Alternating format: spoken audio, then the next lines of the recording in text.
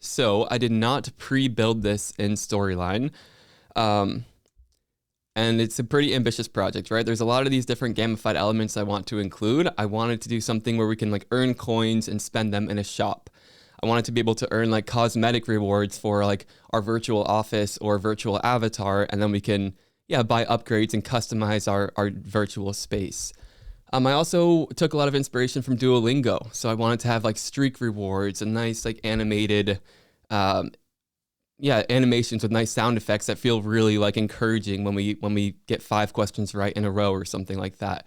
And then we're going to also incorporate some like achievement tracking with badges so that when we do accomplish something impactful, like in this case, I think we're going to do, whenever we answer a certain number of questions correctly in a row, we're going to earn like a special badge. And I'll show you how to set up the variables for that. So yeah, you can give learners badges whenever they do something cool in the learning experience, like complete a module, get 100% on a quiz, stuff like that. All right, so this was probably going to look really ugly because I spent most of this week finishing recording for this new project in the Storyline Project Lab. But Sabrina Gonzalez saved the day and mocked up some great stuff for us yesterday in Figma. So I'm going to show y'all what we're working with here. And go ahead and open up Storyline too if you want to try to follow along. But yeah, so these are some mock-ups of what we're going to be building today. So we're going to have this shop where we can earn coins and spend money and buy stuff for our virtual office. And then, we can start decorating out that office with like the different stuff that we buy. So that's the concept here. It's going to be a lot of variables and conditions. I got the questions from my YouTube videos essentially, but instead of writing them myself, I use AI to generate them. So some of them might be better than others. I wrote some code here just to give y'all a look behind the scenes that I have like a database of all of my YouTube video transcripts, and now I have these different AI prompts that go through the transcript that try to write some good multiple choice questions, and then I have another one to write some good distractors because AI is surprisingly terrible at writing convincing incorrect answer choices. They were just making the incorrect answers so obvious initially. So yeah, I did that to go through about 10 of my YouTube videos, and I have 49 questions for us to work within a question bank. So these are the assets for this project. I'm going to go ahead and share them with you all now so you can download them.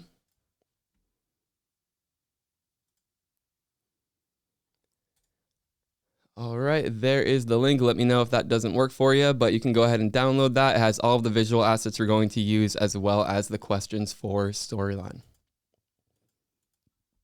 And no worries, this isn't a coding session. I was just giving you a little background. Maybe I could do a YouTube video about that if you're more interested. I think we have a greater goal with this concept. Like we want to spend months building out this and make it really high production value and let there be like user accounts so that your achievements and the stuff that you earn and purchase can be used like every time you return. And we're also thinking of adding like a multiplayer component where you can like face off with another user in real time, like somewhere around the world. And you can like earn badges for like winning those face-offs. We have some big ambitions for a project like that. This week we didn't have enough time to get super far with it, but we'll at least build like a prototype or a proof of concept today. And if there's enough interest in seeing us like build that out further, then we can do that. Because we could have thousands of questions from all my YouTube videos to start. All right, everyone have a chance to download this. Nathan, maybe you can help. I don't know how, there's a lot of assets in here. Like it might get kind of weird if we have all of them in the chat, but either way, we'll make it available after. Nathan, if you want to try to help connect people with these files who don't have them already, feel free to. But okay, so we're going to hop over to Storyline now. And we are going to create a new project. Once we're in Storyline, we're going to hop over to the Design tab, and we're going to go to the Slide Size button right here. And we are going to change our aspect ratio. So I'm going to unlock it, and I'm going to make it 1280 by 820. because we're adding an extra 100 pixels at the top from the default 720. So we have some space for that, that top like toolbar, if you want to call it that, those UI elements. All right.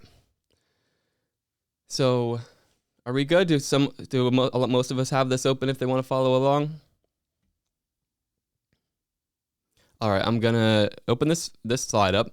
So here is our here's our slide, right? This is the kind of aspect ratio we're working with. It matches the slide size in this Figma file. Does anyone know how we can get all of these questions? Whoops. Does anyone know how we can get all of these questions that I generated into Storyline? Right, so I have a text file right here, and this is what it looks like. Okay, should we just go ahead and copy and paste all of these? Or does anyone have a better idea here? Sorry, I keep jumping over to see the chat, but import, yeah. So we can actually, so this is a template that Storyline provides in their documentation where we say what type of question it is, how many points the user gets if they get it right. Then there's a line for the question itself, and then we just star the correct answer choice and put each answer choice on its own line. And then we separate the answer choice from the feedback with this bar right here. So this is just a format provided by Storyline. And what it lets us do is we can go ahead and go to File, Import, and then we can import questions from File. So when we do that, we could just click on this and it will go ahead and import all 49 of them. So we could go ahead and do that. Why not? So I imported from File, I selected that questions.txt file, and now it is just loading up all those questions.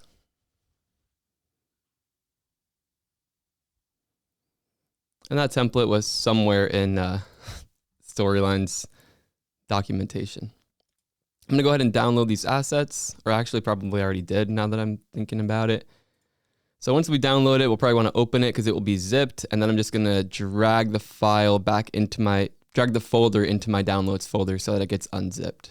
So now we have that unzipped visual assets folder ready for us as well. So what I did realize in my very limited testing, because I'll also let y'all know, like sometimes I come into these workshops and I've already built out the whole thing myself beforehand. We didn't do that this time. So we're going to be figuring this out as we go. Of course, I have an idea of how it works, but you might see some like real-time troubleshooting stuff that I haven't worked out in advance. So yeah, we might be figuring out some stuff together here. All right, so here we are. We have our questions. How do we feel about how these questions look, right? Do you want to publish this and put this in front of our audience? No, this looks terrible, right? It's basic. This doesn't look too good. We want to make it look more like this beautiful stuff that Sabrina designed. So how should we go about that, right? Like, should we just start dragging stuff around? Like, right, we could click in here, we could start resizing this, could drag this one down, maybe like bold it, then we can go on to the next question, and we just got to go through only 49 of them. Does that seem like a good use of our time? Yeah, we want to create a master. Okay, so this is where, for everyone who's new, this is where the masters come in handy. So yeah, also if you're new, right, we imported these questions. This is our slide, right? There's a text box, and then there's this like multiple choice question box. We can click on the outskirts of the box to select the box as a whole if we want to like do something to it, like make it bold with Command B. Or we can click into the separate, the individual answer choices. And whatever one has the little radio button checked, that's the correct answer. We also have all of these layers over here. So we can add these layers on top of the base slide so that whenever the user submits the correct answer choice, it will show the correct one. And then there's a separate feedback layer for each incorrect option as well. So that's what's going on here so far. But now that we want to start modifying the visuals for each of these, we don't want to do it one slide at a time. So we're going to go to the View tab up here, and we can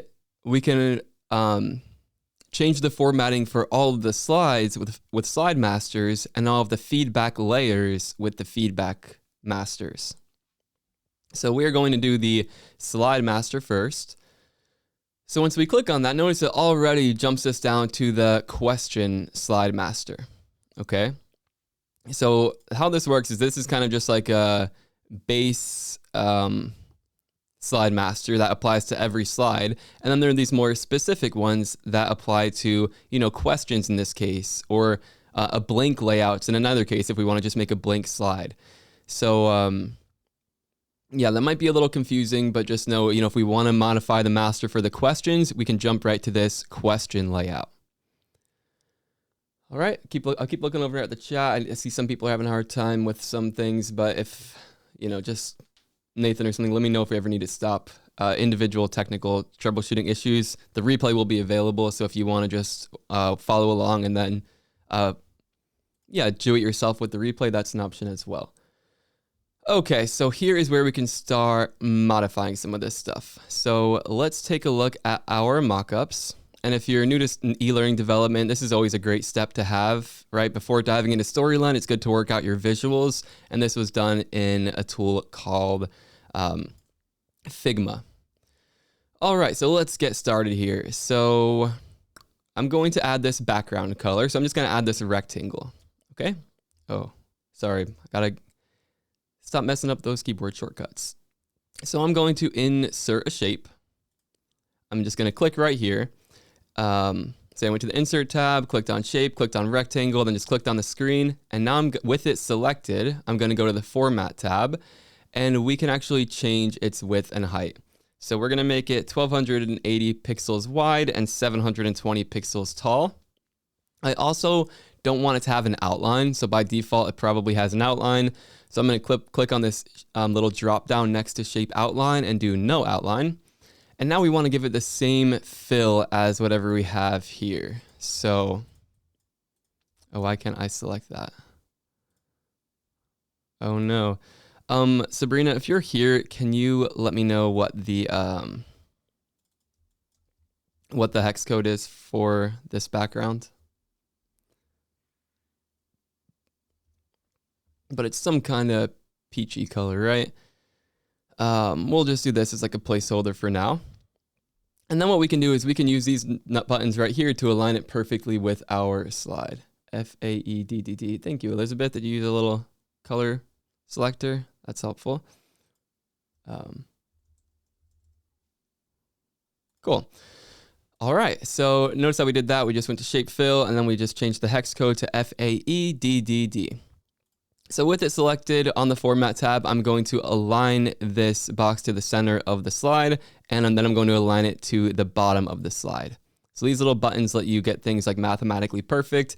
And then I made this 1280 pixels wide by 720 pixels tall because we knew that our, I'm not going to go out of it right now, but we knew that our entire slide was 1280 pixels by 820 pixels. So we want to leave 100 pixels here for our little elements here at the top, which we will be adding soon. So notice now our rectangle covers our answer choices, like our question text boxes. Any ideas on what we should do here? Oh, and Sabrina, I see you said it's slightly different, so I'm going to actually change that. FFECE1. Cool. All right, yeah, we got to send this to the back. So we could either right click this and do send to back, or here in the timeline, we can just drag this down to the bottom. So whatever is on the bottom will be on the back, and whatever is on the top will be in the front. So notice how once we move it below the question choices, we can actually see that again. All right, we are getting closer here. Let's make this look a little bit nicer, right? We don't want our question to start up here. We're going to want to move these pieces down. So I'm going to drag down the question choices, and I'm also going to just rearrange the question title. So if we look at this, we see that some of our questions might be 3 lines long. Oh, sorry about that. Don't mind the inception you keep seeing. I've got to use a different keyboard shortcuts on the Windows side. Yeah, sorry about that. But okay, so we are going to want to use a smaller font size. Right here, it's 32 pixels. We'll probably want to use like 24 points, I'm guessing. Let's see. And then so I'm going to click on the question title. I'm going to go to the home tab. I'm going to change our font size to 24. I'm going to change the font to Montserrat. And we're going to make the question title bold. Okay, so notice how we do that. I'm also gonna right click on the edge of the question here and do format shape and then click on text box. And I wanna I wanna not auto fit. Okay, so y'all might realize this sometime. If you have a text box that's this big, but then you have like 3 lines of text that needs to go into it, it's gonna just start shrinking your text to make it really small to still fit within the bounds of this text box. That's not gonna look good, right? We wanna use consistent text sizes, font sizes throughout our project. So I'm just gonna use this do not auto fit option. The downside here is that if the text is too large, it's going to start overflowing into the question choices. So hopefully we'll avoid that. I guess we'll see. But I'm going to click on the question choices now. I'm going to also change the font to Montserrat. And what, size 18 probably? Oh, it's the same size actually. So yeah, we'll keep it the same size and see how we do. Maybe even move it down a little. What we could also do, I'm gonna format the shape. I'm gonna go to text box and then I'm gonna align the text to the middle of this text box so that it only inches its way up that high if it needs to. And let's maybe expand this a little bit. And then how do we feel about, I feel like this could maybe be a little smaller. Maybe that's too small. We'll see how this goes, okay? But we can always adjust it. The nice thing about the slide masters is that when we adjust it here, it will adjust it to all of the other slides. All right, so we've got that in order. Let's start adding some of these UI elements at the top now, right? We know we're gonna want these on every single slide, so let's start doing that. So we're gonna start simpler, and then we're gonna get a bit more advanced as we go. So let's go to the Insert tab. We're gonna insert a picture. And I've already navigated to that storyline and gamification visual assets folder. Okay, so let's do this 0 bars option right here. So this is like our streak bar, right? So as we're answering multiple correct in a row, this is gonna start heating up and we really wanna get to that final flame there. So, and what we can also do is we can name stuff as we add it. So instead of picture 1, we can call this like streak bar. Then we can go to states. So if y'all are brand new, right, we can add states to objects. Okay, so we have this bar here. We know if we've answered 0 correctly in a row, it's going to look like this. But if we answer 5 correctly in a row, it's going to look something like this. So we have one object, but it can have multiple different states based on what state we need to display at that time. So by default, it has 0, but I can go to the States tab. I can click on Edit States, and now I can add a new state, and we will call this one like 1 bar. And then now I can replace this picture by right-clicking on it, making sure that the 1 bar state is highlighted here. I'll do Replace Picture, Picture from File, and then I can click on this 1bar.png right here. Uh-oh, it resized it a little bit. We don't want that. Let's see. 644 by 36. So I'm looking at the format tool here for the default one. The width is 644 and the height is 36. Sabrina, do you know which one it should be? It's looking like this is probably right? I think so. So I'm going to change the smaller one to 644. Oh, it's not letting me.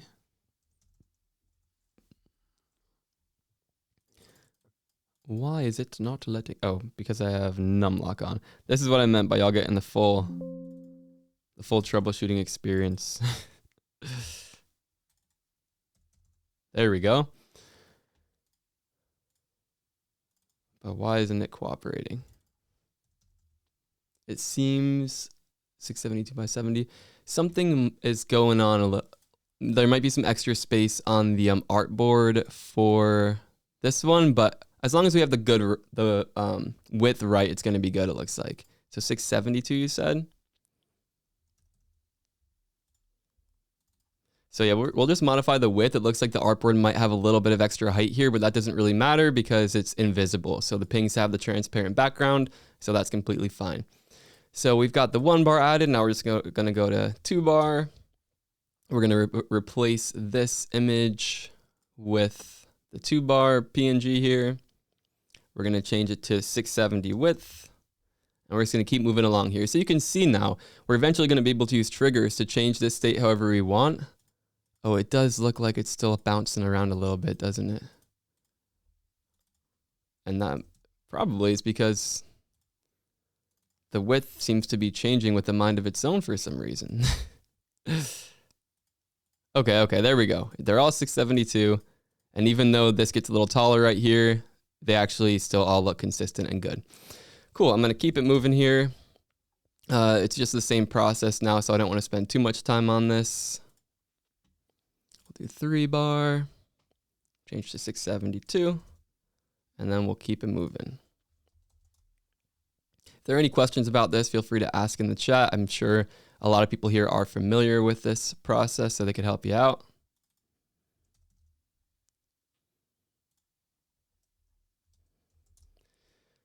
Also, I wonder if we want to add the flames. No, we probably don't need to add the flames to these states. We can just add the flames like on top of the bar. So we'll do that next. Yeah.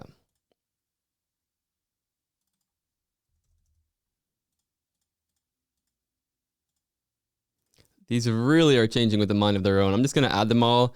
Yeah, if you're watching the replay, add them all, and then we're going to change the widths on our own because look, the ones we've already changed to 670 are now somehow 677. So Storyline, right? It's an expensive software, but it definitely has its moments. And I'm sure everyone who's worked in it for a while can relate to that. Many hours of frustration if you're a Storyline developer. All right, 7-bar, we're getting there, y'all. But this is how you can build progress bars, which are a nice way to keep people motivated when we're doing adding game-based elements. All right, we're at 9.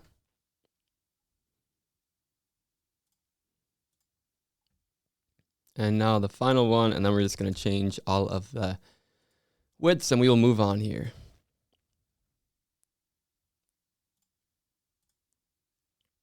All right, let's go back through and make them all 672.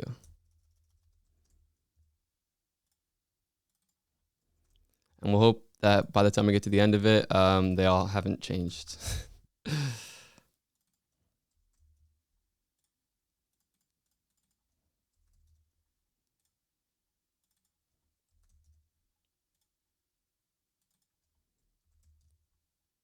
We need some background music for these sessions, don't we?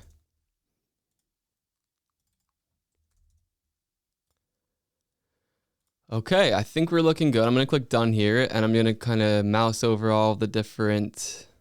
Look at that. Look at how beautiful, right? We've got our nice progress bar. Oh, I'm seeing some resizing. The normal state went to 680. Let's hope that changing this one doesn't mess up everything else. Okay, I think we're good. Oh my goodness, this is so frustrating. Why can't it cooperate? But we will get there in the end, I promise. Okay, now we're good. Look, oh no, of course, now the last... I think I'm about to give up here, y'all. Why is this happening? It was literally just 672. It's gonna drive me crazy. Oh my goodness. Y'all are seeing this in the chat. We're gonna leave it like this for now because I don't think that's what y'all came here to see, is me troubleshooting this. Okay, so we have that. I'm gonna save this now because that's just what we need, right? Storyline to crash and then lose all of our progress. So let's go to File, Save As, and let's call this Gamification in Storyline. All right. I'm going to insert another picture. Now we want to insert these flames. So we'll add the 5 question streak flame around here. 1, 2, 3, 4, 5. We of course need to bring it to the front, and we'll put it right on this bar. I think that looks good. And then we will insert the 10 question streak flame. Come on, there we go. And this one looks nice and epic. Good. All right, what do we want to do next? we have our coin, or little coin counter that we need to add, right? So we'll insert another picture here. Let's see what it's called. Yeah, I'm gonna actually make this bigger. Make it easier to find stuff. You know what I also could do is add all of this to like a separate scene. Why don't we do that? That'll probably make things easier. I'm gonna get out of the master for a second. I'm gonna right click over here and create a new scene. We're gonna call it assets. I'm gonna click into it. I'm gonna insert picture. And now I'm gonna just skip all the stuff we've already added. And I'm gonna select all of this stuff and just import all of it. So I'll be able to move stuff around, see what we're working with. And yeah, Sabrina pulled all this together in a matter of hours. So Sabrina's that visual wizard over here. But I see what we're looking for. The coins are hiding. It was called cointracker.ping. So I'm gonna actually Command X cut this from here. I'm gonna go back to view. I'm gonna go to the slide master. I'm gonna go to this question slide, and I'm going to paste the coin counter tracker. So we'll put this somewhere right up here. That looks good, right? Yeah, that's what we were going for. And now we just need these three little icons. So I'm gonna slide back over here. We're gonna insert some pictures. Let's see, can I figure out the name of these ones? Quiz button. Okay, we're gonna need both of these. I'll just do quiz button normal right now. So here we go. And then also, so these are gonna be the different buttons to navigate the experience. When we click on the quiz one, it's gonna bring us to the questions where we can actually answer questions and earn coins. And then when we click on the shop one, it will bring us to this shop interface. And then when we click on this one over here, it will bring us to our home office. So whenever we're in this question screen, we're gonna want this to be in the selected state. So I could have just added the selected one, but we'll be, good programmers and we'll just add it as a new state. I refuse to use the built-in state, so I'm gonna create my own called selected state. I'm going to right click this and once again, replace the picture. And then we want the quiz. Why am I having such a hard time finding this stuff? How do I oh, look at this. This will be so much easier. Okay. Think smarter, not harder, right? Okay, so now we've got the selected one. These ones somehow managed to be the same size, so that's good. And now because whenever we're on the question slides, we're gonna want this to show us selected, we're gonna make the initial state here the selected state instead of the normal state. So now it will look like that by default. Okay, so we also need to add in those other icons. So I'm gonna do picture, and we're gonna add the, let's see, the shop button. And where's the non-selected desk? I'm not seeing it. We may need that one. I'll just use this one for now because we want to keep making progress, right? But Sabrina, if maybe I missed it, just let me know if anyone wants to double check and see if that's there. Okay, we're going to organize these a little better. I'm going to start moving them over so we have some nice space on the side. We don't want to have it right up against the edge there. Sabrina just added it to the folder. Nice. Okay. So I'm going to hop over here. I'm going to find let's do the last modified. Desk button normal. So I'm going to download this. All right. I'm going to actually just delete this one because I don't want that to be the default state, just to keep things nice and organized. I'm going to insert a picture from downloads, and here's that desk button normal. Perfect. Okay, thank you, Sabrina. Now I'm going to edit the states. I'm going to do the same thing. And I promise y'all it's going to get more fun once we start adding the programming, but we just need all of this base stuff in place, and hopefully this is giving something good for the beginners. I'm going to replace the picture with a picture from file, and we are going to do the desk button selected. All right, and now we just need to do the same thing with the shop here.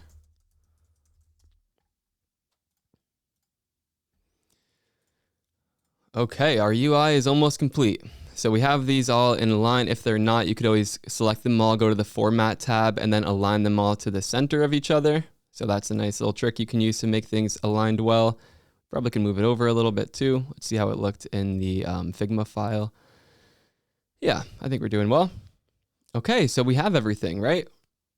How do we actually display the amount of coins we have though? Any ideas there? Right, we want to know how many coins we have. Right now it's just a blank box. So how do we do that? A variable, yes. Exactly. So for those of y'all who are new, we can click on this little button over here, and these are like global project variables. So we can create a variable and set it equal to anything we want, and then we can display it anywhere that we want in our project. Okay, so just like, going back to algebra, x equals 5, we're going to create a variable called coins, and it's going to be a number. So whenever you create a variable, it can either be a true-false variable, it can be equal to some amount of text or numbers combined, or it can be a number where we can perform mathematical operations. Since we want to be adding coins to our, coin bank whenever we answer questions correctly, we need this to be a number variable. So we'll make it a number, and we will make it equal to 0 by default. Then we will click on OK. And that's how we create a variable with that little green button right here. So we'll click OK again. We have our variable now called coins. I'm going to put my mouse right here, and then I'm going to do, is it Command T? Is that going to work? Yeah. Command T on a Mac, I'd probably Control T on a Windows. And then I'm going to type a percentage sign, the name of our variable, and another percentage sign. That creates a variable reference, so it will display the value of that variable wherever you type this out. So notice when I click out of this box, it changes to that 0 right there. So I'm going to reorganize that. I'm going to go to the Home tab so I can change the font to Montserrat because that consistency is important. Actually, let's make it look a little bit more gamified. Let's do like impact. And I'm not going to make it bold. Oh, it's looking pretty bold by default actually. Okay, yeah, it's not going to be bold. Sabrina used an even better font in this, but it's a custom font. Langar. I don't want to take the time to download a custom font right now or walk through that, but if you want it to look a little, more like this, you can get that Langar font. We're just going to use impact though to keep things moving. I'm going to try to keep it nice and centered within this. I'm going to maybe expand out the text box a little bit because again, this is probably going to get to like 3, potentially 4 digits even. So I'm going to expand it out even more, move it over. And now once again, I'm going to right click on this text box and go to format shape because we don't want it to be hanging all the way over here on the left, right? So we want to not auto fit. I want the vertical alignment to be, this one doesn't really matter so much. It already is nice and centered in there vertically. This works. And now I'm going to close this and I'm going to actually just center the number within this text box. Okay, so now if it's 2 digits, it'll be centered. If it's 3 digits, it'll be centered. If it's 1 digit, it'll be centered. It looks nice like that. All right. Everyone following? We've got our variable displayed here. Our questions should show up nicely here. How are we going to know when to change this bar? Any idea? So right now it looks like this. When is it ever going to look differently?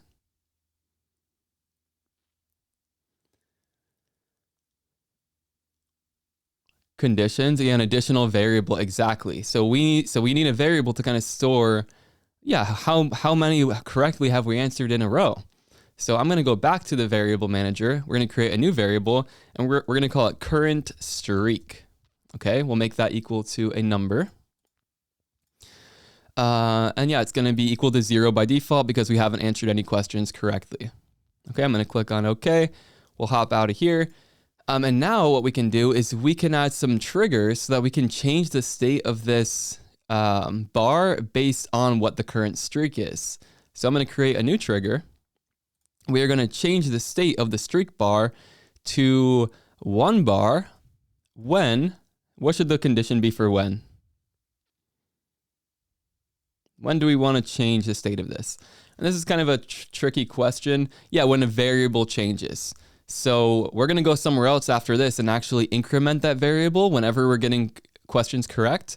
But we want to make sure that whenever the variable changes, we are changing the state of this streak bar here. So whenever the current streak variable changes, if, and this is where the condition comes into play, because, you know, say we've entered 3 right in a row, we get, you know, we're adding 1 to that current streak every time.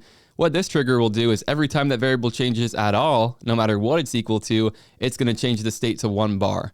And we don't want that, right? So we only want it to change the state to 1 bar if current streak is equal to 1. Right? So that's how conditions work. And that's the really powerful combo of variables and conditions is this combo is what's going to power almost all of these gamification features we're going to add. So a little sneak peek, I don't know if we'll get there, but you know, we have like an avatar selector here. That's one of our really old storyline workshops we did, but it's a very similar concept here. You have a variable for the user's avatar, and then based on whoever they click, we set the variable equal to that avatar's name. And then like whenever the timeline starts on a new slide, we change the state of the avatar to whatever, you know, the user selected one is based on what that variable is equal to. And that might sound really confusing, but yeah. And then we're going to go 90 minutes. So we have 50 more minutes for everyone who can hang out with us that long. But yeah, we're just going to keep on going and make as much progress as we can. But yeah, any questions about this? So I'm going to actually just I'm just going to duplicate this trigger a bit. So I'm going to copy and paste. I'm going to set the state of streak bar to 2 bars when current streak changes if it's equal to 2. And so, you know, now that we've created the initial trigger, it's really easy to change, right? I don't even have to open up the trigger wizard. It's just this nice, fluid workflow. Just keep duplicating and then just changing the numbers like this. Yeah, feel free to ask any questions you have about this before we move on in just a little bit here.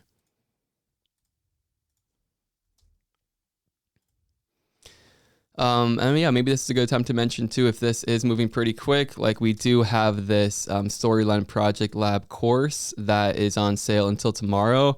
And it goes through everything like really slowly, like one concept at a time. So that's not what these workshops are all about, because we want to accommodate beginners and advanced people. But yeah, we have a program that brings you from brand new beginner to professional storyline developer. Okay, cool. So we have all of these triggers set up. So whenever that variable changes, this bar will start changing. Where do we actually adjust that variable though? Right? So now this happens when current streak changes, but where do we actually go to change current streak? Because current streak is equal to 0 by default. When we enter the questions, okay, this is the question. So where do we add the trigger? Right? This is the question. How do we create a trigger for when the question actually gets answered? On the layer, right? Okay. Can anyone get us any closer? Where are the layers? Right here. I can't access the layers. On the feedback layers, okay. And we can access the feedback layers by going to the feedback master. So I'm going to go back to this view tab, and then I'm going to go to the feedback master. So we haven't been there yet. Slide master is for all the base slides. Feedback master is exclusively for the feedback we're going to receive. So notice when I mouse over this one, it tells us, okay, this correct feedback layer is being used by 49 slides. This incorrect one is also being used by 49 slides. So this is how we can change what the feedback looks like, okay? So we'll just start with adding some programming here. So this is the correct feedback layer. So whenever someone lands here, we know that they answered the question correctly, right? The only way they can get here is if they submitted the correct answer. So what we can do is we can create a new trigger and we can adjust the variable. So we're going to adjust the variable current streak. And instead of setting it to something, because again, they might have answered the past 4 correctly too. We don't know if we should set it to 1, 5, or 10. So we're going to add. So we're going to change set to add, and we're going to add 1 to current streak because they just got another question correctly. Right? And not when the variable changes, but when the timeline starts on this layer. So as soon as the timeline starts on this layer that pops up, we're going to add 1 to current streak, and then that should adjust the bar that will be behind this that shows the streaks. Any questions about that, especially from the beginners? Did everyone follow that? Put the trigger on the button. Fred, if we put the trigger on the button, how do we know if they got it correct or incorrect? So that's why, you know, on the button, maybe there's a way to do it, but this is the best way to do it because we know the correct feed. Oh, like on this button right here, once they actually click submit, the reason that might not work is because it's going to jump to the next slide. So yeah, we could try to adjust the order of the trigger so that it adjusts the variable before jumping to the next slide. But if it jumps to the next slide before adjusting that variable, it's not going to actually change. So trigger order is important. That's a more advanced thing. There might be a way to work around it, but especially with these built-in ones, like there's not even a trigger here for this to jump to the next slide. So yeah, I wouldn't want to risk it. I think this would be the safest way to do it. Yeah. Cool. Okay, so we're going to add 1 to current streak. And then how many coins do we want to give people for answering something correctly? So we can see our prices here. Things cost about 100. Maybe we could do, maybe just for testing purposes, we'll do like 50. Yeah, 10 I think is great. And 1, wow, really hardcore there.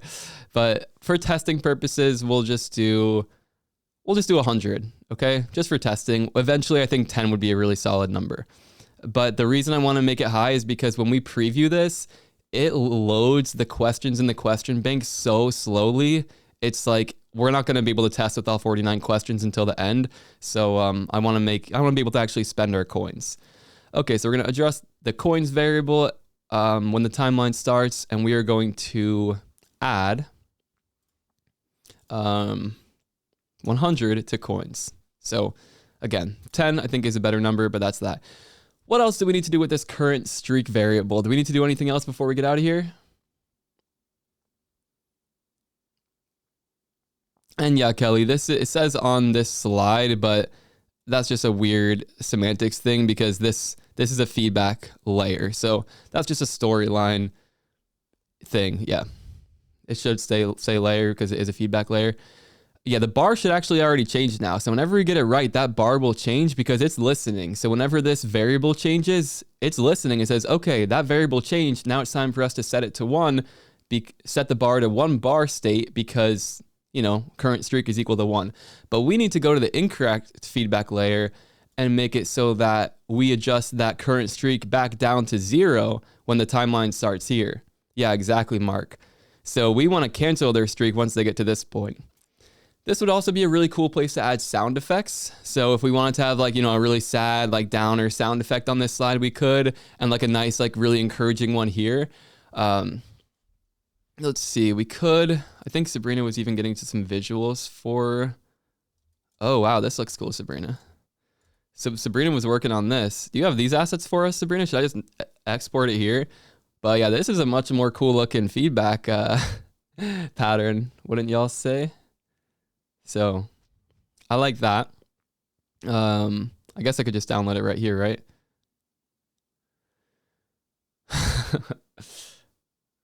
Oh, cool. Sabrina already added them to the folder. So eventually we're going to get our tech figured out and Sabrina will be up on screen with us.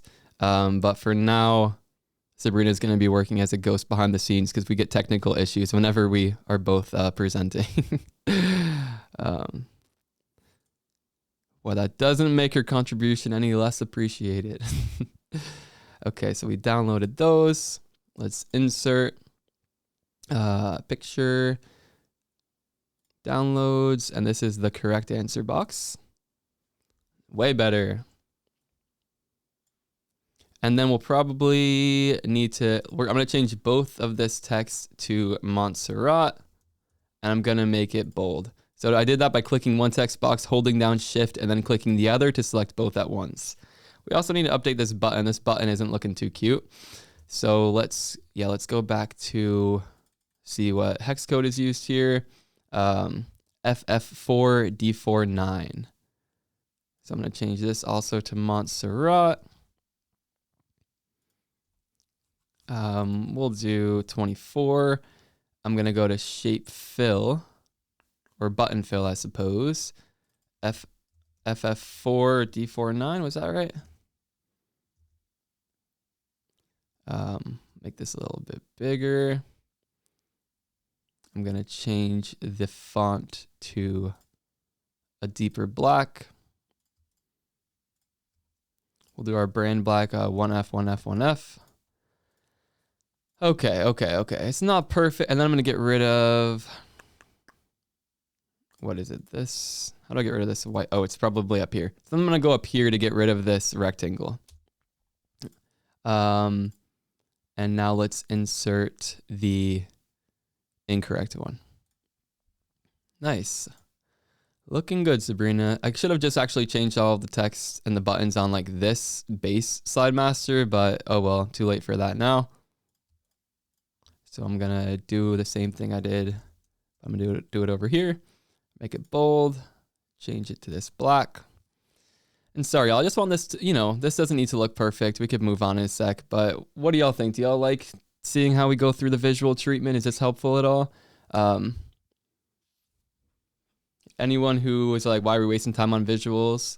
Okay, I'm seeing lots of yeses, so. The visual process is therapy, okay. Good. Got some mez, but I'm seeing lots of helpful, so we're gonna try to keep it in balance like we have been. But I just wanna make sure I'm not putting y'all to sleep with the visual piece. I'm gonna check the dimensions on this one, so 265 by 58, because we wanna keep it consistent. So 265 by 58. Okay. That messed up somehow. Oh, perfect. It did it for us. All right, we can center it with this button right here. We want to keep some nice padding. I'm worried that this is gonna, like the feedback might be too long. Whoops. And we don't need oh, I guess this will tell us. We probably don't need feedback title actually. I'm going to close this. I'm going to preview one of these slides, okay? And hey, anyone like how this is looking now? Look, these are our questions now.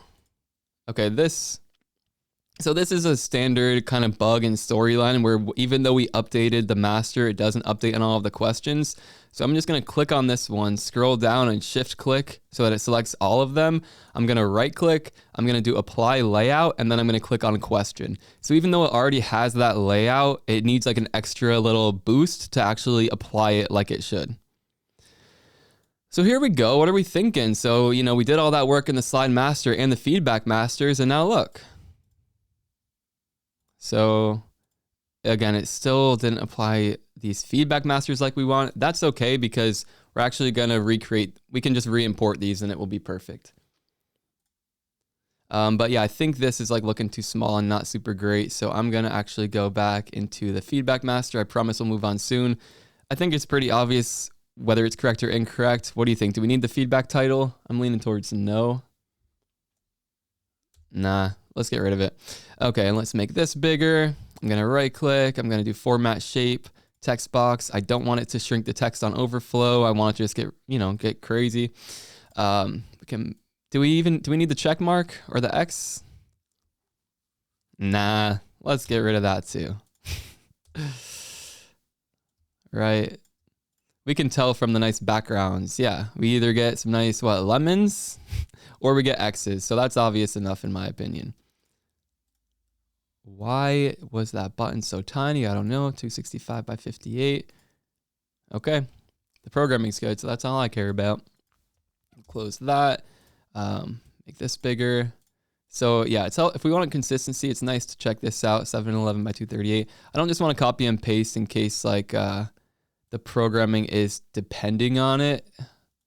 Like since these are like default programmed storyline slides where it's kind of handling stuff behind the scenes in the storyline programming. I don't just want to like delete this and re-add it because it's probably going to mess things up. And then we can check positions as well. 507, 526, 507, 526. But why does it like, oh, it's because I have the text different. Okay, that makes a lot of sense. So this is 21 and a half. Why does it say button? What did you put next? Yeah, I like that. Next. Next. All right. Yeah, 24 I think works. All right, I promise we are moving on in a second. Y'all got me started on the visual stuff, and now I'm getting so extra about it.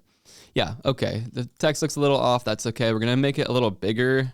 Let's try 24. Hopefully that will be good. That's the font size we're using, you know, for the question and answer choices. So hopefully that will be sufficient for all of our feedback. We're gonna, it wasn't. That's okay. We're gonna move on. I'm gonna change this back to 20. And I promise you, we are moving on. Will deleting this mess anything up? Okay. Let's get out of here. And then how do we like reapply? Like why? Can anyone tell me why this is happening? That's okay. I think when we re-import them, it's gonna be fixed. I'm not gonna worry about it right now. Storyline is really this is what happens when I don't program it beforehand and like pre-work around all the different glitches we're gonna have, but that's okay. What do we want to build next? Here, let's I'm sorry, it's gonna drive me crazy. I need to create a new question slide and see if this actually works, right? Multiple choice.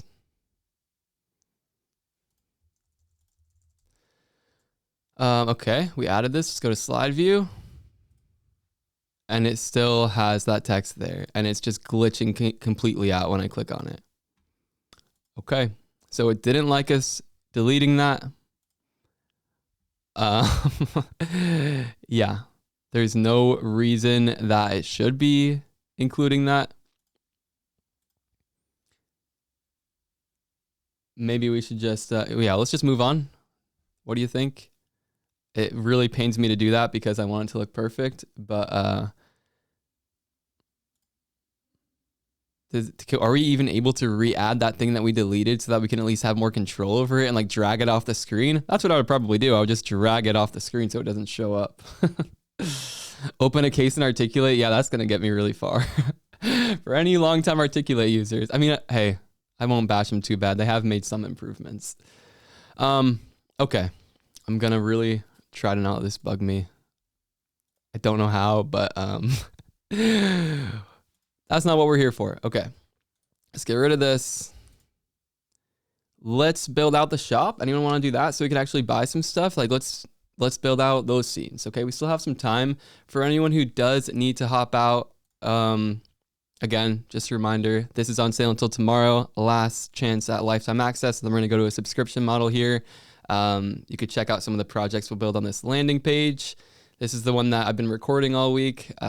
And yeah, it dives into like over 10 AI tools. So that's my last plug about that for at least the next 30 minutes. Let's see how much further we can get on this. Does that sound good to y'all? You want to try to build out the shop piece, or do we want to like preview and see if, see how this works? See if our variables work? Does that sound good?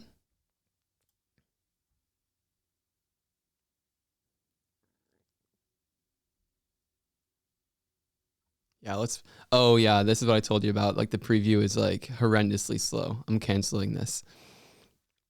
We're gonna do something a little bit different, okay? I am going to create a question bank. Do y'all know about question banks or what they're for? Yes, so right, if we just import it in a slide like this, it's gonna ask us these questions in a row every time, all 49 of them. But instead of doing that, we can add them all to a question bank, and then we can do strategic pulls from the question bank. So we could pull like a randomized set of 10 questions. We could pull a randomized set of all 49, but it lets us have some of that randomization and some deeper control over it. So are we happy with these, right? Like, I guess it is what it is. Oh, this text is killing me. It really is. But I'm just going to copy 3, okay? Because I know we want to build out the shop. That will be more fun. I'm going to copy these into this scene over here. And then let's just preview this scene. So it shouldn't take too long to load. Or yeah, let's do that. We're going to preview these selected slides. Yeah, this is much better. I have no idea why questions take so long to load in Storyline. Okay, what's the advantage of using a server to handle API requests in e-learning projects? It keeps API key secure. Correct. Oh my gosh. Why? Okay, how does the vector data... Oh, so we have 100 coins now, but this did not change. So... it seems like when it goes to that layer, it's stopping the triggers from the base layer firing. So remember we had those triggers on the base layer to change the state of this, but when it goes to that actual, once we submit this, it immediately jumps to that new layer and then it's stopping those triggers from firing. So it seems like we need to add those triggers to the correct feedback layer. So I'm going to go to the slide master. See, all these triggers are what I'm talking about. So these don't actually fire, it seems like, because once that layer opens up, these just get completely ignored. It's kind of like why I said that, earlier we didn't want to put something on a button. It's for this very reason. So I'm going to copy these triggers. I'm going to close this.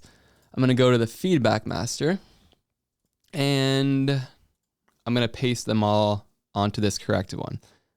Oh, come on now. Don't do this to us. This isn't going to work either. This isn't going to work because it doesn't want to let us access the actual bar, which is on the base layer. So we're going to delete this. And anyone know where we're going to go next to add all of these triggers?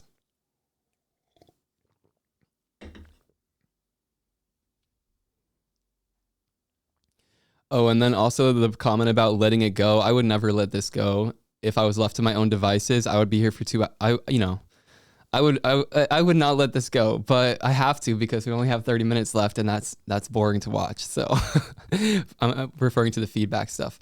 But so where we're going to need to execute this is actually when the timeline starts on the question slide.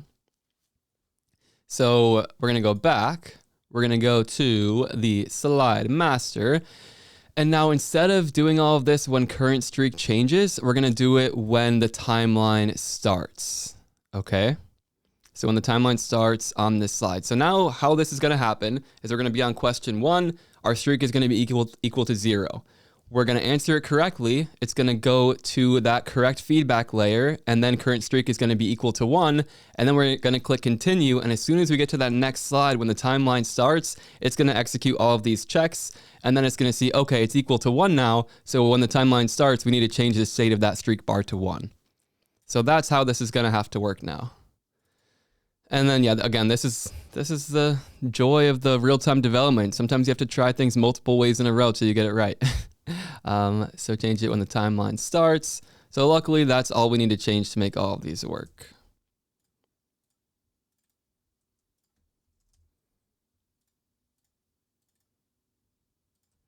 And if I was in Storyline every day like I used to be, I probably would have just known this by default because I'm sure I've made this mistake in the past and suffered the consequences.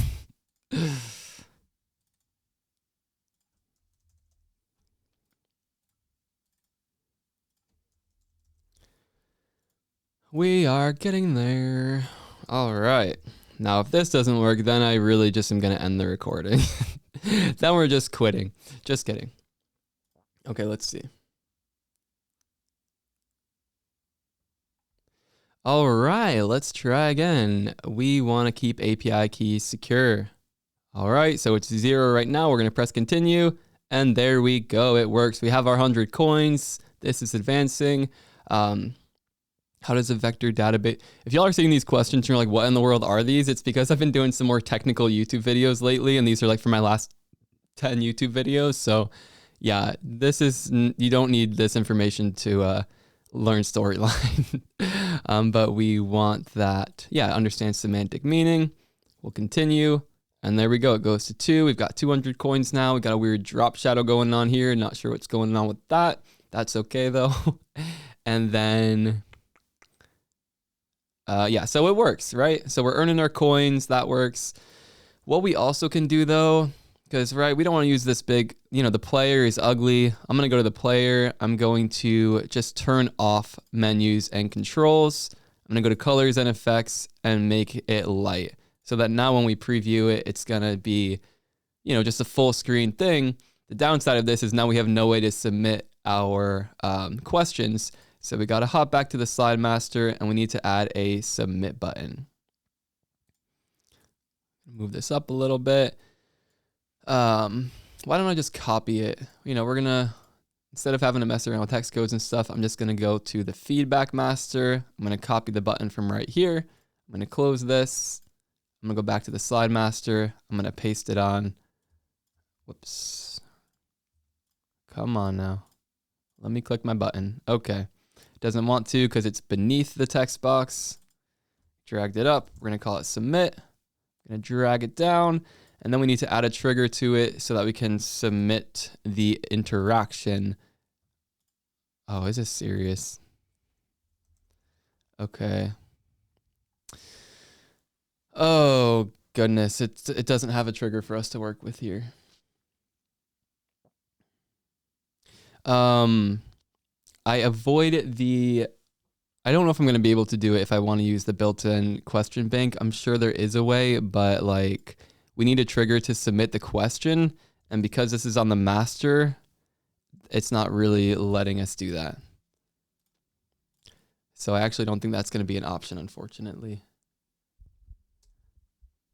But yeah, you can use the player. I just like having like full control over how everything looks. So I'm going to turn this back on against my will. And I'm going to turn off as much stuff as possible, so that we can just get that submit button. There we go. And the issue is that we're not able to actually access that trigger from the master. So we can here, right? Like this is the trigger we actually want. We want to be able to submit the multiple choice interaction when the user clicks submit.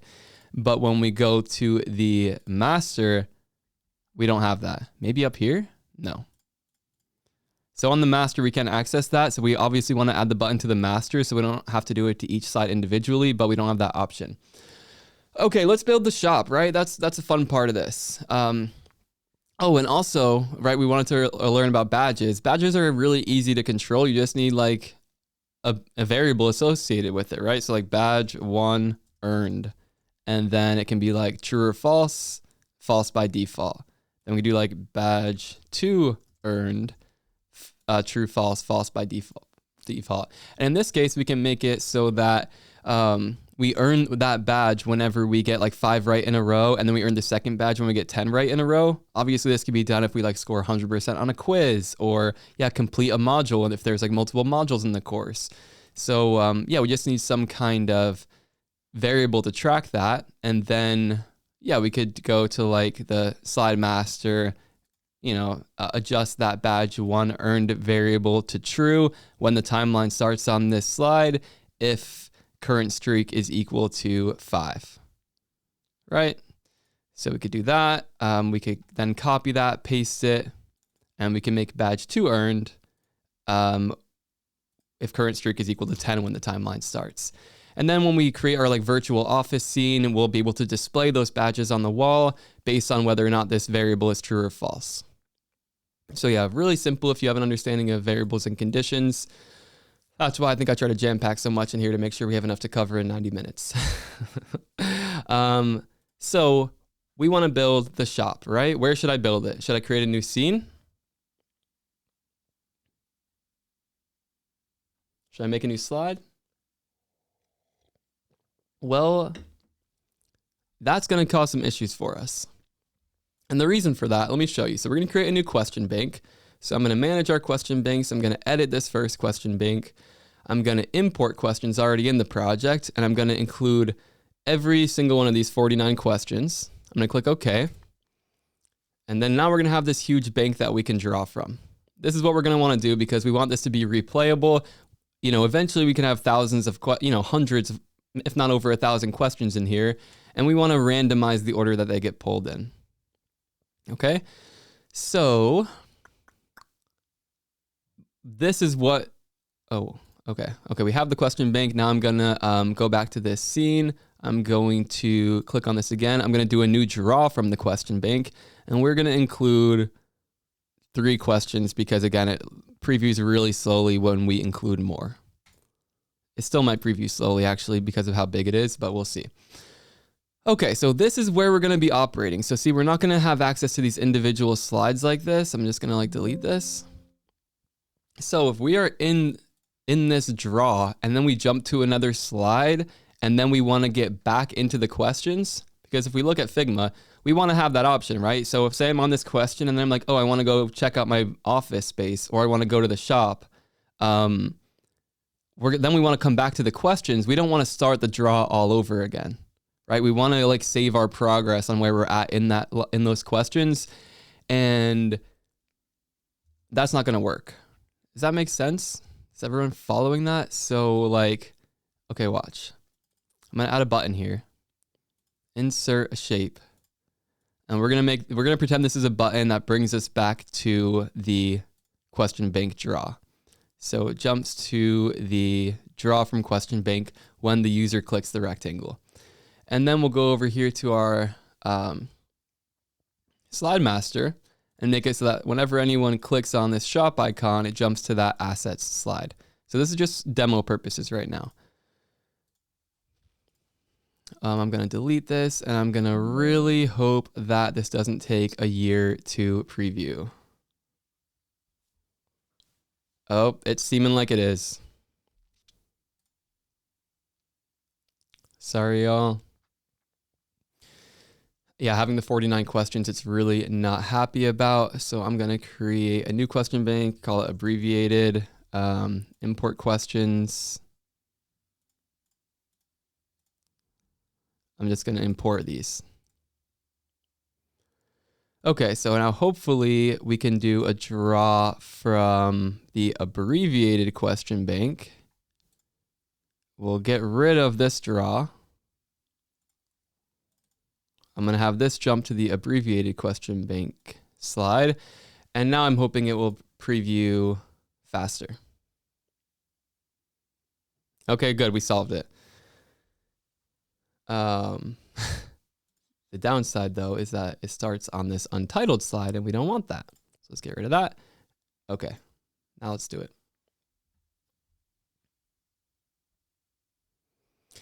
All right, so if we jump to this slide and then jump back, okay, good, we're on this one.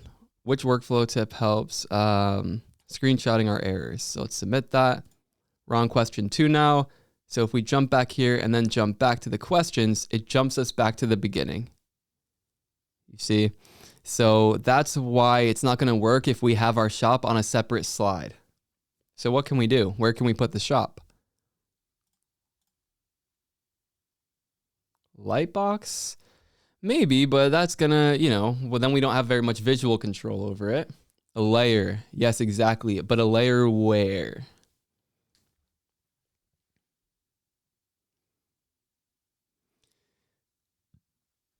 We are gonna need a layer on not on the assets slide, because then that still requires us to leave the actual question slide, and then when we come back, because this is treated as one slide in Storyline. So it's always going to bring us to the first question in the draw. So even if we're at 10 questions deep, this is going to pull us back to the beginning. The slide master, yes. So we need to go to the slide master on this question slide, since we know that's where people are going to be when they're clicking this thing. And this is where we need to have that layer. So we're going to build it out on a layer to kind of work around that limitation. So we're going to create a shop layer. I want to try to actually show you, I want to try to actually build out some of this. So let's see if we can get there. We are going to add, and notice this is transparent right now. So with this new layer, we're going to open up the layer properties. We want to hide, actually, do we want to hide objects on the base layer? We're not going to hide objects on the base layer because maybe we still want to see this stuff. We still want to see how many coins we have. We still want to see this piece. We can just add this over. We can just add a white box to hide that. So we're not going to hide objects on the base layer. Yeah, this is fine. This works. What we are going to do is I'm going to grab this rectangle right here. I'm going to copy it. I'm going to go onto this layer now and paste it. So it's going to hide all of the question stuff. We don't want to see that right now. We also, yeah, there's a lot of fun stuff we could do here. We could spend a couple hours doing this, but let's try to build out some of it. I'm going to add the pictures now. Let's do large icons. This isn't what we want though. Downloads. Okay, it's gonna make me do this every time. Come on now. What do we want to buy? All right, this looks like all the.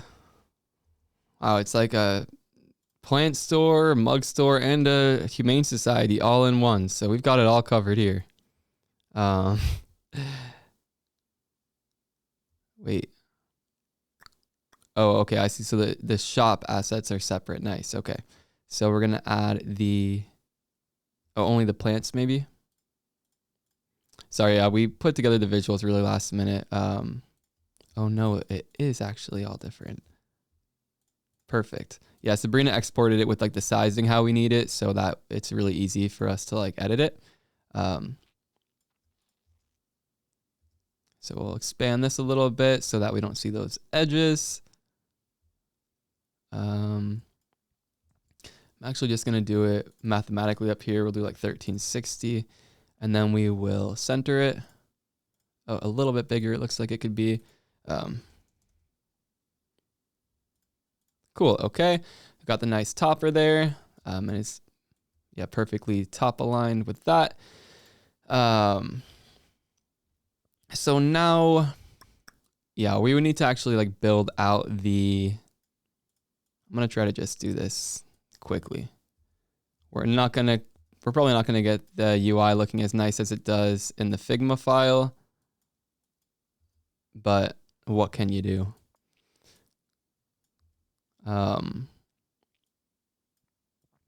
Let's just try to make a basic one work for one, right? We kind of have seen the UI, right? Do you want to focus more on the programming for the rest of the session, or do we want to keep trying to make stuff look all nice and pretty like it does in Sabrina's file? Programming. Okay, good. So I'm just gonna kind of leave some of this stuff here. Let's add, what in the world? Okay. So we're gonna add a button. So we're just gonna add a shape here. So we're gonna go in like rapid fire mode. We're gonna say this costs 100 coins, 100. And then now we wanna make it so that when we're gonna do a couple of things, okay? We want a variable to know if this thing has been purchased or not, right? So we're gonna call like plant one purchased. And it will be true or false, and it will be false by default. So we want to make it so that when they click on this thing actually gets purchased. So I'm going to create a new trigger and say adjust variable. We want to subtract 100 from coins when the user clicks that rectangle. But only in one condition, right? What's the condition here? What if we have 0 coins? So we only want to do that if coins are greater than or equal to 100, right? We can't buy something if we don't have any money to buy it. So we need that condition here. We only want that to happen if coins are greater than or equal to 100. And then I'm just going to copy that trigger and paste it. And we want to address the variable plant one purchased equal to true when user clicks that rectangle if coins are greater than or equal to 100. And then we could also just like hide that button. So we can change the state of that button to hidden when the user clicks the rectangle if coins are greater than or equal to 100. So there's something important here, okay? Say we have 100 coins and we go to click this. What's going to happen? Anyone see any issues? Yeah, exactly. So we need that variable to know that we purchased it so that when we go to the office, we can actually display it. If it has been purchased. So so we mentioned trigger order. It's really important. So look over here what happens. So imagine this case, we have 100 coins. So we click this button. The very first thing that happens is that 100 is getting subtracted from our coins. So this is true. Now our 100 coins are down to 0 coins. Then we go down to this one and we're trying to set this to true if coins is greater than or equal to 100, this condition won't be true anymore because we just subtracted 100 from coins right here. Right? So the way to resolve this is to move this trigger to the bottom of the stack. So now it will say, okay, this is true. Let's set that equal to true. Let's change the rectangle to hidden because coins is still greater than or equal to 100. And then let's take 100 away from coins so that, you know, it doesn't interfere with that stuff. So that's just one of those things where trigger order is quite important. Let's now create an office layer, right? So same thing, we need to have this on a layer so that we have access to it. Let's insert the picture. And here we go, office background. So this is kind of like our default space for our office. What do we want to add here? So let's add this plant. Okay, so let's insert the picture. Here's the, this is the one we bought, right? So we'll buy that. We'll plop it right here on our desk. Add in some nice personalized flair to this. Maybe one more pixel up so that it looks like it's sitting on it perfectly. I don't know if we're gonna get perfect. Okay, that's pretty good. All right, and we were gonna click on this. We want to change the state of this to hidden by default. So we don't want, you know, no freebies here. And then we want to change the state of that. You know, normally we would name everything so it's much easier to find. It looks like it's called picture 2 on this layer. So change picture 2 to normal when the timeline starts on this layer. As long as plant 1 purchased is equal to true. We can do a similar thing with like a badge on the wall. So we can insert a picture. Here's that first badge. Say it's just like, you know, I don't know where we want it. It's kind of just floating out in space right now. But let's imagine this is our nice badge that we earned for answering 5 right in a row. This too will be hidden by default. We could copy and paste this trigger that we just created. And we could change the state of picture 3 to normal when the timeline starts on this layer if badge 1 earned is equal to true. So you see how we're doing that? That's the pattern, right? We could change those variables. Oh, sorry, triggers make your brain hurt. You'll get, you know, the more practice you get with them, the easier they are. It's like it becomes second nature at a certain point. So that's how this works. One other thing that we need to check that can really mess you up if you're using this development pattern is we need to go to the layer properties for this layer. And we need to make sure that every time we revisit this layer, it resets to the initial state. So whenever we start here, this timeline is going to start moving, right? So these triggers that trigger when the timeline starts will only trigger when the timeline is right here at the very beginning. So if it gets to this point and then we go back to our questions and then we come back to this layer after, you know, buying something, it's never going to trigger these triggers because it's going to just stay at the end here. So these will never fire. So that's a really important thing to look into. I think we're just about ready to test this, but let's make these buttons actually work. So we are going to go to the, oh, we're already on the slide master. Perfect. So we're going to make it so that when we click on this button, we are going to hide the office layer. So whenever the user clicks on that layer, we're going to hide the office layer and we're going to hide the shop layer. Because again, if we're in the office or the shop, we want to make it so that it brings us back to the question, right? And we'll also change the state of this picture to selected whenever the user clicks it. So that's important too. We want to make sure this changes back to selected. We'll do something similar here. So instead of jumping to a different slide, we are going to show the shop layer when the user clicks this one. And we're also going to change the state of this one to change the state of picture 6. It's terrible doing it without naming your stuff. This is bad practice, y'all. We're going to change the state of this to selected when the user clicks it. And then also, you know, if we really wanted to be diligent here, we could change the state of the other ones to normal. So we want to change the state of the other 2 buttons to normal when the user clicks on this one, right? Because we don't want multiple to be selected at once, if that makes sense. Where's the office one? There it is. Okay. We're getting there. I'm going to copy this one. I'm going to paste it on this. Picture 7 to normal and picture 6 to normal. Sorry, y'all, I just like to be really thorough here. I'm going to paste this. So when we click on this one, we're going to change picture 7 to selected. And then we're going to change pictures 6 and 5 to normal. Does anyone not know why we're doing that? Yeah, it's just because, yeah, again, we only want one in that selected state at a time. Okay, also when they click on this one, we're going to need to show layer office. And when they click on this one, I think we did show layer shop. I don't know if we need to like hide the other layer. Let's preview this and see how it works. Okay, we might still need to edit it a little bit, but I think this will be good.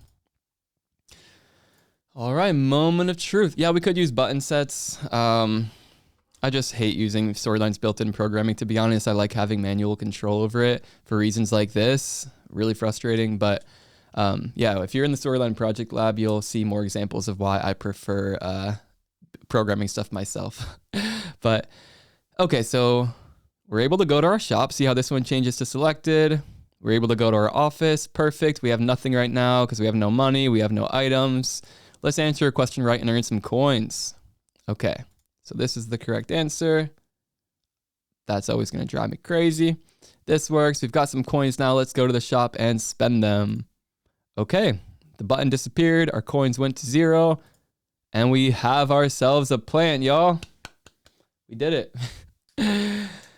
So that is the, yeah, so if you wanted to, right, we could, anyone want to try to like program this on your own? We could provide these assets and you could kind of go in here and try to build out the visuals, yeah, build out the rest of the questions, give us 10 points per. And yeah, really have some fun with it. Y'all want to do that? Okay, so maybe what we'll do is we will export, maybe Sabrina, can you export these artboards? Or yeah, can you export these slides and then add them to the Google Drive, maybe in a separate folder and call it like mockups? Maybe we'll do that. And then anything else y'all need to make this happen? I also encourage you, if you're going to do this, to add some sound effects, right? I think sound effects will be so fun. So sound effects when we spend some coins, sound effects when we get a question correct or incorrect. Also, if y'all would like, I'll share this storyline file, right? It's kind of messy. Obviously, we have some bugs in it, but do you think that would help to kind of see the triggers and how we did that? All right. Cool, and a couple hundred of us still here, so thanks for making it to the end. I hope you had fun here. We never cover as much ground as I hope to, but that's to be expected. I think we still made some good progress and got to dive into visuals, programming, all of the above. And yeah, I hope to see some of y'all in the Storyline Project Lab if you're not in there already. Tomorrow will be the last day to join that. So thanks again. We'll share the replay of this in a little bit. All those assets will be available, and see you in the SPL if you decide to join. Thank you, everyone. Have a good rest of your week and have a good weekend. Bye-bye.